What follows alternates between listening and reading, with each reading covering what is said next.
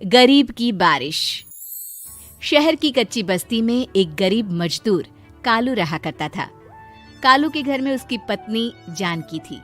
जानकी लोगों के घरों में झाड़ू पोछा करके कुछ पैसे कमा लेती थी और वहीं कालू किसी तरह मेहनत मजदूरी करके 2 वक्त की रोटी का जुगाड़ कर लेता था। कुछ दिनों से हो रही बारिश के कारण कालू की मजदूरी बंद हो गई थी। अरे जानकी, इस बार तो बरसात ने हद ही कर दी, रुकने का नाम ही नहीं ले रही। कुछ समझ में नहीं आ रहा, अगर इसी तरह काम पर नहीं गया तो 2 वक्त की रोटी का जुगाड़ कैसे होगा। अरे तुम चिंता क्यों करते हो, बारिश का क्या है, 1 आध दिन में रुक जाएगी और उसके बाद में फिर से काम शुरू हो जाएगा। अरे 3 दिन तो हो गए, बरसात तो रुक ही नहीं रही है और आगे भी रुकने के कोई आसार नहीं दिख रहे। तो क्या हुआ, तुम्हारा काम बंद हुआ है ना? मैं तो अभी भी लोगों के घर झाड़ू पोछा करने जाती ही हूँ। मेरे पगार से कुछ दिन तो निकल ही जाएंगे। अरे घर का खर्चा तो हम किसी तरह चला लेंगे जानकी, लेकिन ये जो छत टपक रही है इसका क्या करेंगे? ये बात तो आपकी सही है। हमारी झोपड़ी अब काफी पुरानी हो चुकी है और इसके छप्पर में भी कई सारे छेद हो गए हैं। रात भर पानी टपकता रहता है। अरे मैं भी इसी बात से बहुत परेशान रहता हूँ। कहीं किसी दिन ज्यादा बारिश आ गई तो हमारी झोपड़ी टूटकर बिखर ना जाए। राम राम राम, ऐसी अशुभ बातें क्यों करते हो? अरे ऐसा कुछ नहीं होने वाला। ये झोपड़ी ही तो हमारा सब कुछ है। अगर यही नहीं रही तो हम जाएंगे कहाँ? ठीक है जानकी, जब तुम्हारी पगार मिल जाएगी तो कुछ पैसे बचाकर झोपड़ी के छप्पर की मरम्मत करवा लेंगे। शायद हमारी परेशानी कुछ कम हो जाए। ठीक है जी, अब ना ज्यादा परेशान मत हो। ये लो, खाना खा लो और सो जाओ। सुबह मुझे भी जल्दी काम पर जाना है। जानकी और कालू अपनी झोपड़ी में सो गए।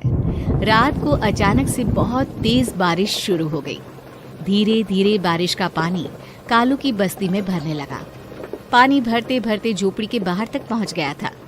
सुबह के वक्त जब कालू और जानकी सोकर उठे, हे भगवान, ये क्या हो गया? बारिश का पानी तो हमारे घरों तक पहुंच चुका है। अब मैं काम पर कैसे जाऊंगी? रहने दो जानकी, तुम आज काम पर मत जाओ। ऐसे पानी से निकल कर जाओगी और बीमार पड़ गई तो लेने के देने पड़ जाएंगे।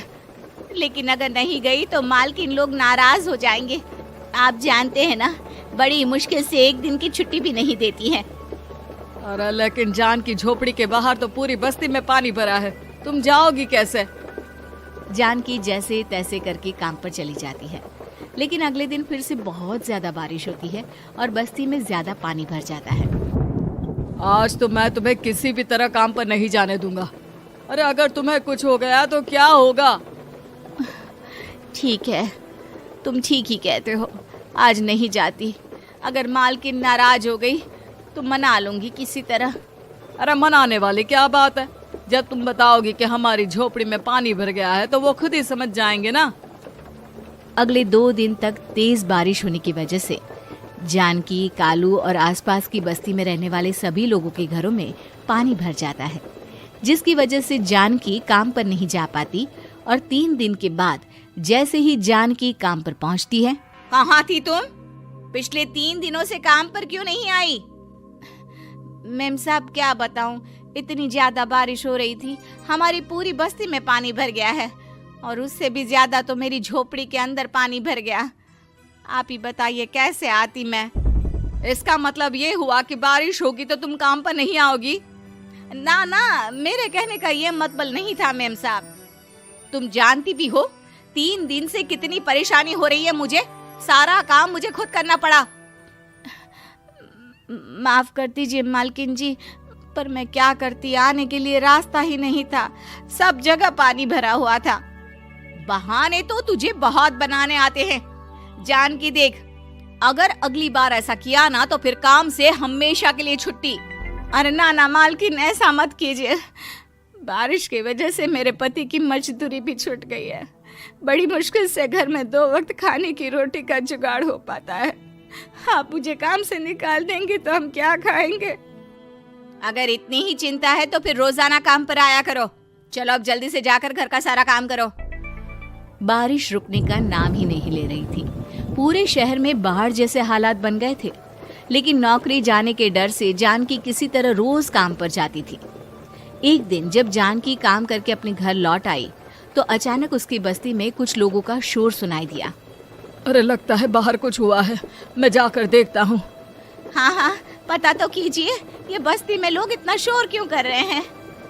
बाहर जाकर कालू ने एक आदमी से पूछा। अरे क्या हुआ भाई, इतना शोर क्यों मचा रहा है? अरे क्या बताए भैया, अपनी बस्ती के बाहर एक पुल टूट गया है और वहाँ पर एक कार फंसी है। थोड़ी देर में अगर किसी ने नहीं बचाया ना तो वो कार पानी में बह जाएगी। ये क्या कह रहे हो भैया, कार के अंदर कोई है क्या? हाँ, कोई औरत बैठी है, अकेली है, बहुत रो रही है बेचारी, मदद के लिए बुला रही है। अरे तो हमें जाकर उनकी मदद करनी चाहिए ना। अरे लेकिन इसमें बहुत खतरा है, हमें अपने आप को बचाना चाहिए। पानी कभी भी हमारी बस्ती की तरफ आ सकता है। अरे तुम्हें नहीं चलना तो मत चलो, लेकिन मैं तो जाकर उस औरत की मदद जरूर करूंगा। कालू उस जगह पर पहुंचता है जहां वो औरत कार में फंसी हुई थी। वहां पर पानी का बहाव बहुत तेज था और सारा पानी कालू की बस्ती की तरफ ही आ रहा था। कालू ने एक बड़ी सी रस्सी को पेड़ से बांध दिया और दूसरे सिरे को कार की तरफ फेंक दिया और उस औरत को रस्सी के सहारे बाहर आने के लिए कहा। तभी वहां जानकी भी दौड़ती हुई आई।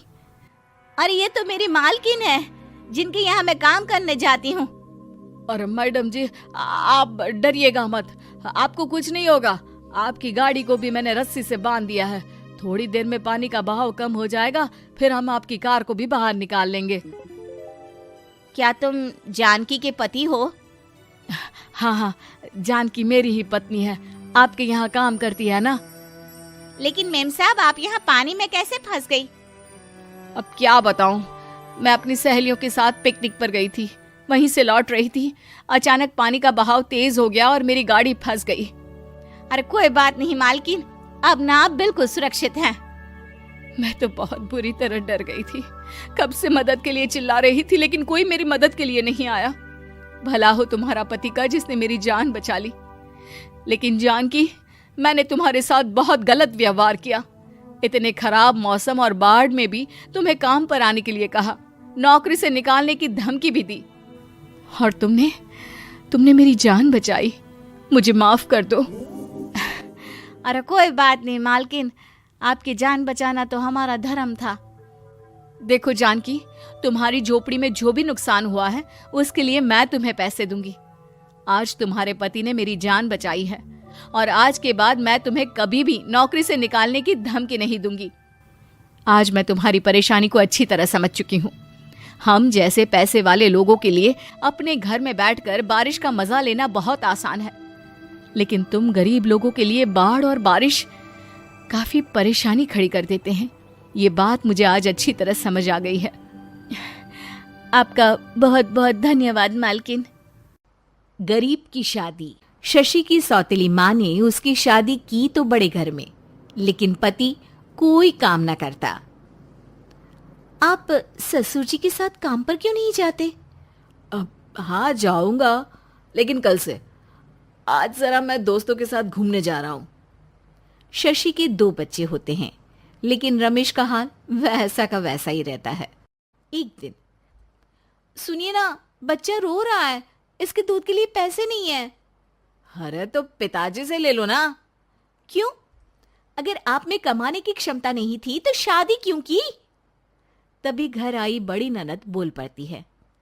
आहा, तुम्हारी माँ को साफ साफ कह दिया था कि लड़का ना कमाता है ना कभी कमाएगा। हम 4 बहनें हैं इसका ख्याल रखने के लिए, और पिताजी का इतना सारा पैसा, तुम्हें किस चीज की कमी रखी है? लेकिन थोड़े ही सालों में तकदीर बदल जाती है। शशि का ससुराल गरीब हो जाता है। सब बिकने के बाद शशि अपने पति, बच्चे और सास के साथ किराए के मकान में आ जाती है। मैं कोई नौकरी करना चाहती हूँ दीदी।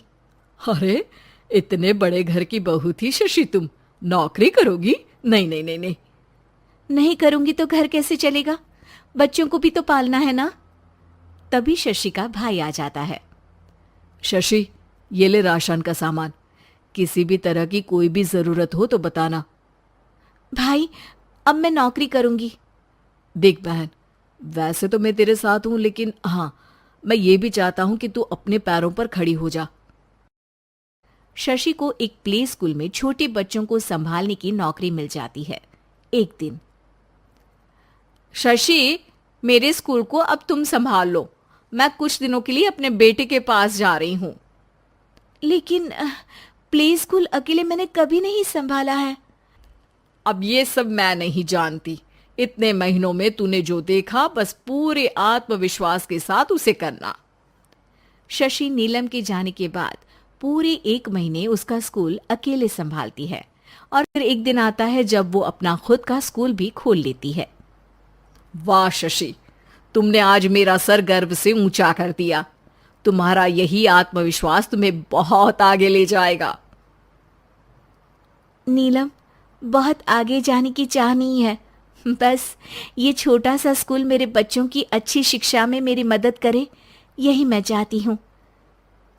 शशि थोड़े थोड़े पैसों से ही अपना परिवार पाल रही थी।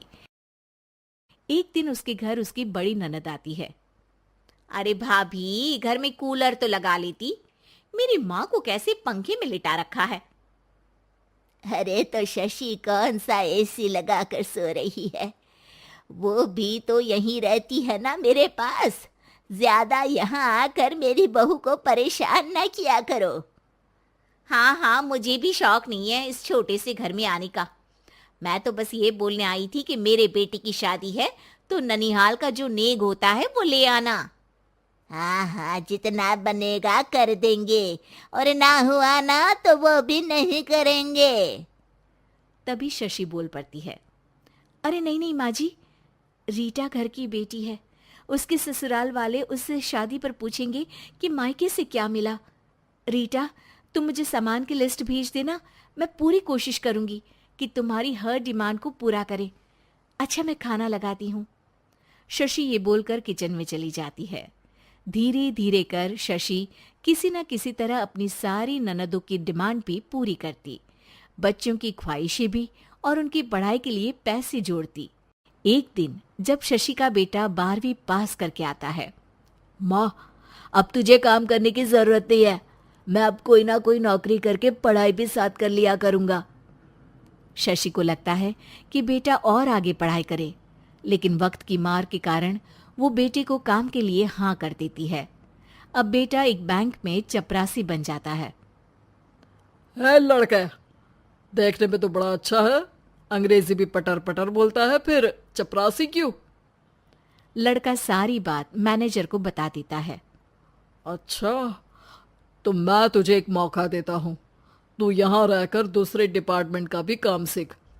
अगर तू किसी एक का भी काम अच्छे से सीख गया तो मैं तुझे यहाँ टेबल चेयर में बैठने वाली नौकरी दे दूंगा। लेकिन एक दिन शशि की ननद उसे फोन करती है।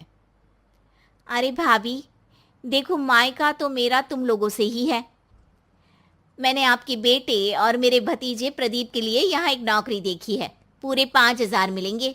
वैसे करता ही क्या है, चपरासी ही तो है ना।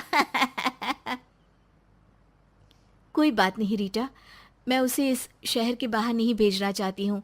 बाकी वो शाम को आएगा तो मैं पूछ लेती हूँ। वहीं प्रदीप मैनेजर की बात से खुश हो जाता है और मैनेजर के काम पर ही नजर रखने लगता है। वो उनकी तरह के पेपर पढ़ता, काम करता और आने वाले लोगों की बातें सुनता। एक दिन बैंक में ऑडिट वाले आते हैं। ये गलत है, पूरी बैलेंस शीट नहीं मिल रही है, कहीं ना कहीं गड़बड़ है। ए मैनेजर, क्या करते हो? बैंक के पैसों का हिसाब सही नहीं है। मैनेजर के पसीने छूट जाते हैं। तभी प्रदीप वहां जाता है। अब क्या मैं ये बैलेंस शीट देख सकता हूँ? अरे बेटा, मजाक नहीं, जाओ पानी लेकर आओ 1 गिलास। प्रदीप मैनेजर को पानी लाकर देता है और फिर ऑडिटर से कहता है, देखिए सर, मैं आपको बता सकता हूँ कि कैसे बैलेंस शीट को आप लोग गलत तरीके से जोड़ रहे हैं। ऐसा बोलकर प्रदीप एक एक कर सारे डाउट क्लियर कर देता है। अरे हाँ, ये तो पॉइंट हमने देखे ही नहीं थे। गुड, कौन है ये बच्चा? तभी मैनेजर बोल पड़ता है, अब हमारे यहाँ अकाउंट में नया आया है। ऑडिटर के जाने के बाद, वाह प्रदीप, आज तो तुमने मेरी नौकरी बचा ली। और आपने भी तो मेरी नई नौकरी लगा दी अकाउंटेंट की। बस फिर क्या था, प्रदीप ने एक बार जो सफलता की सीढ़ी चढ़ी, बस चढ़ता ही चला जाता है।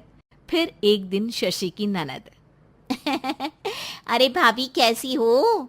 घर को तो बड़ा ही सुंदर चमका रखा है। अरे बेटी कैसे आना हुआ? तू तो इस छोटे से घर में आना भी नहीं चाहती थी, कोई खास काम है क्या? अब हाँ, वो माँ, मेरा जो मजला बेटा है ना, वो अकाउंट से पढ़ाई कर रहा है, तो प्रदीप से बोलकर उसकी भी कहीं अच्छी नौकरी लगा दो ना। सास और शशि समझ जाते हैं कि कैसे पैसे आते ही लोगों के बात करने के तरीके से लेकर रिश्ते निभाने तक में बदलाव आ जाता है।